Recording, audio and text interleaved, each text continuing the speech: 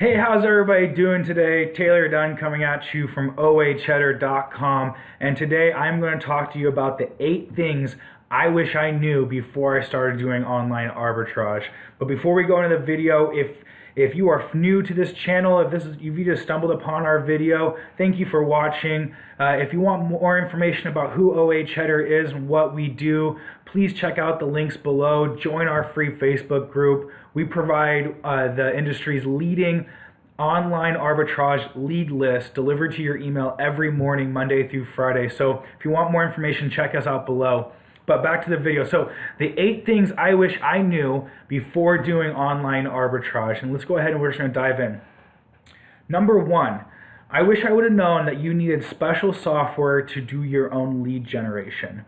Now, there is different methods of finding products to sell using the online arbitrage method. You can go through a website and cross-reference that with the Amazon listings and see if you can find profitable products that way, but that does take quite a bit of time and a little bit of luck too. So really, if you want to do your own lead generation, you really needed to have special software like Tactical Arbitrage or OA X-Ray or something kind of similar to those products. But definitely, if you're going to do your own lead generation, you do need to have your own software. It makes it a lot easier. You also need to know how to use those softwares to their utmost capabilities. So it takes a little bit of learning on your end. So wish I would have known that I needed special software to do my own lead generation. Next, number 2, the top sellers that do online arbitrage are leveraging multiple lead lists to open themselves up to more opportunity. Now we create, right now currently we have 3 lead lists. We have 2 lead lists that are exactly the same. These are our premium lead lists. They have certain strict criteria that we uphold that to make it to those lists. But we also have another list that gives you good but not great items. These are going to be items that you're going to be able to buy and sell for maybe a little lower profit margin. Most likely will have less competition, but also there's some replenishable items on that list. But really, the big point on number 2 is the fact that I wish I would have known that some of the top sellers in this industry are using multiple lead lists and leveraging and opening themselves up to as much opportunity as they possibly can. Number 3, I wish I would have known that that competition may drive down the sales price, but it will also rebound if you're patient. What I mean by that is you may find an item that is great. You buy it, it arrives to your house, you prep it, pack it, send it into Amazon, and then what you start noticing while you're looking at that item is that the more and more competition is jumping on the listing, the price is starting to go down because of that competition, and an item that you may have had that was profitable is no longer profitable. What I would recommend in those situations is if the selling price is below break even, if you're actually going to lose a little bit of money if you sell it for the current selling price, be patient, hold on to that item. Typically what happens is the listing will rebound.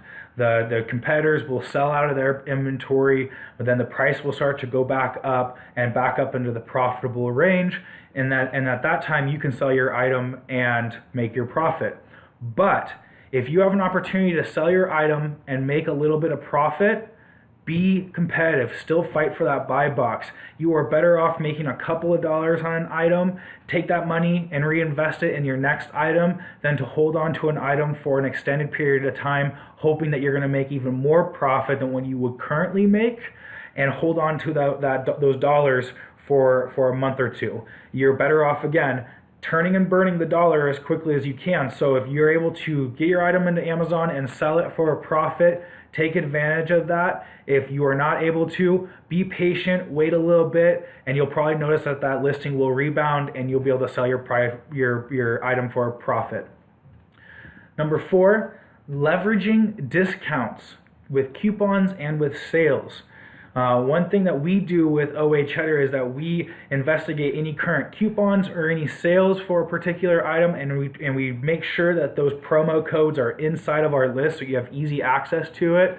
but I can't stress enough for you to go on and do your own investigating, double check to make sure maybe there isn't a better coupon out there, maybe there's a sale that's coming up, whatever it may be. Educate yourself with the current discounts and coupons for the certain websites that you may be looking at. It will just increase your bottom dollar. You will have more profit to move around. You become more competitive. So always be looking for coupons or sales that might be going on.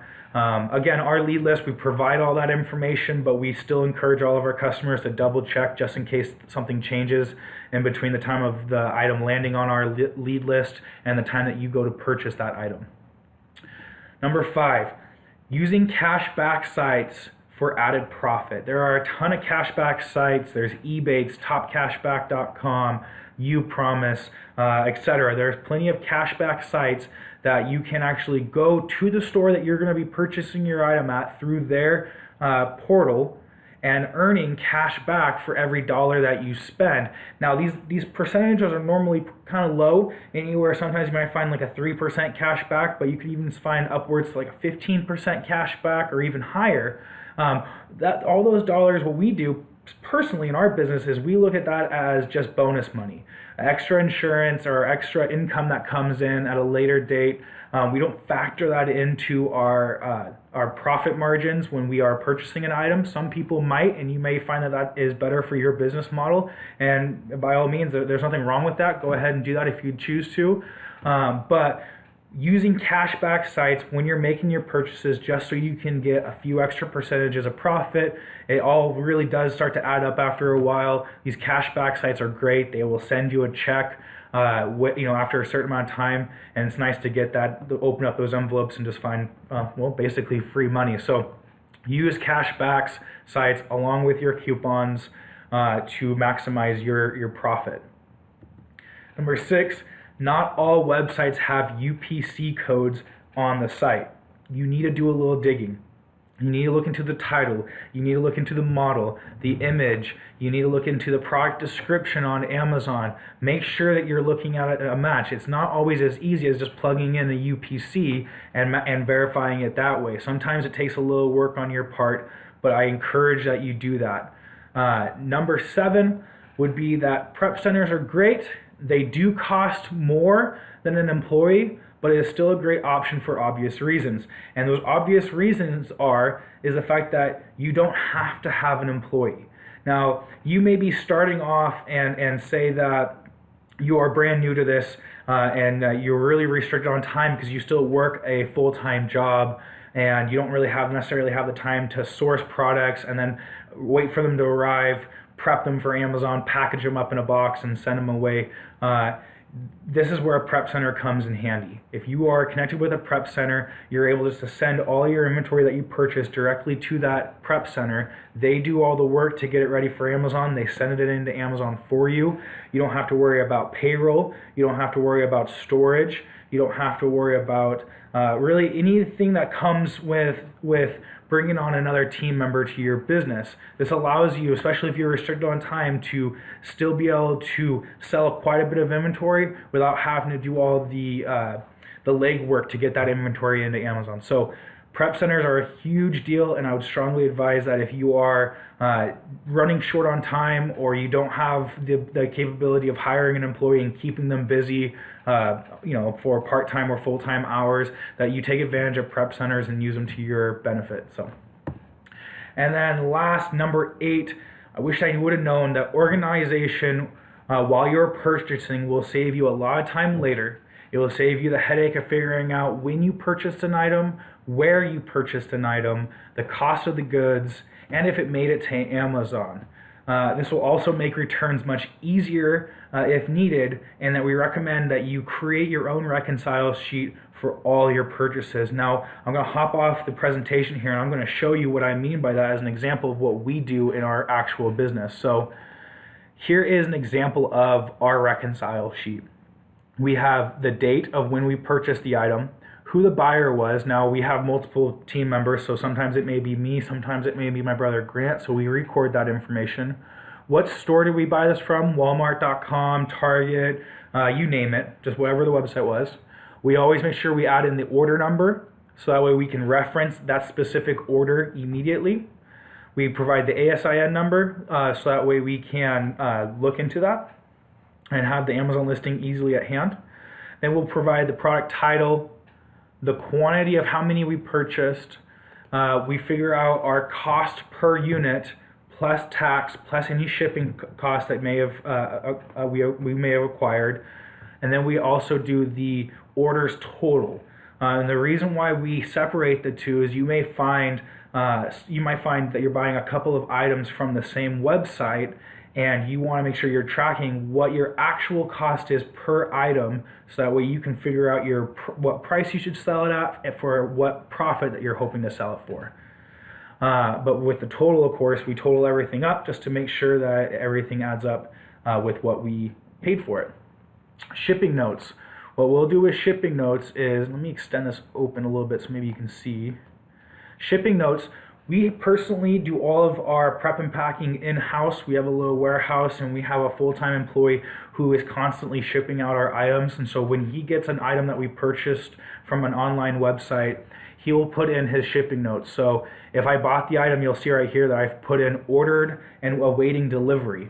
Now, once the product arrives to our warehouse, our employee will actually change the shipping notes to product received, or product received and shipped to Amazon. Whatever the next step of the process is, you'll see that we have one right here that actually is the status updates. That's where we will actually, that's actually where we will update where the item is in the process, whether it's being ordered, whether it's arrived, whether it's been shipped out to Amazon. Once it lands to Amazon, we'll change that to landed at Amazon. So we know where these items are. When you're purchasing using the online arbitrage method, you're purchasing items, multiple items from all these different websites, and it can get a little confusing. You want to make sure that you're staying organized and that you're putting all this information in.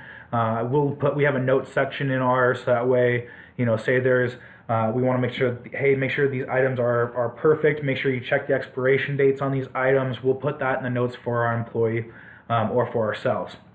And then we have a section here for what cashback website we used. That way we can track our cashback. I'll usually put in the percentage in that same area. So for example, I put top cashback right here, but I might be like 5% top cashback. So we know that we're supposed to receive 5% off cashback from this order from topcashback.com. And then we'll type in the credit card that we used. Again, so we're just tracking the payment method in which we did. This becomes extremely helpful when you're looking back through your inventory and you're making sure, okay, did everything I buy actually make it to Amazon? Did, say you bought multiple items and 2 out of the 5 items that you purchased were damaged and no good. Well, you can put here in the notes, picked up 5, 2 were damaged and returned to store for credit. Other 3 shipped into Amazon. It helps you as the business owner keep track of where everything's at, especially if you have employees and other team members that are working with you. This allows you just to help keep an eye on things and helps keep them organized as well. So I can't stress enough how important it is to be organized while you're going through and making purchases for your online arbitrage business. So I hope you guys found that this video was helpful. If you have any questions, please comment below and we'll answer them right away. If you liked the video, give us a thumbs up. If you want to know more information about us, you can check out oacheddar.com. You can also join our free Facebook group to become part of our community of other sellers, where a lot of your questions may even get answered there. Also, if you want to have more content and more information about our videos, please subscribe to our channel. We are constantly putting out more content and more helpful information for Amazon sellers, and we would love for you to be part of our channel. So other than that, you all have a good rest of your day. Thank you very much for watching, and I'll talk to you on the next one. Bye-bye.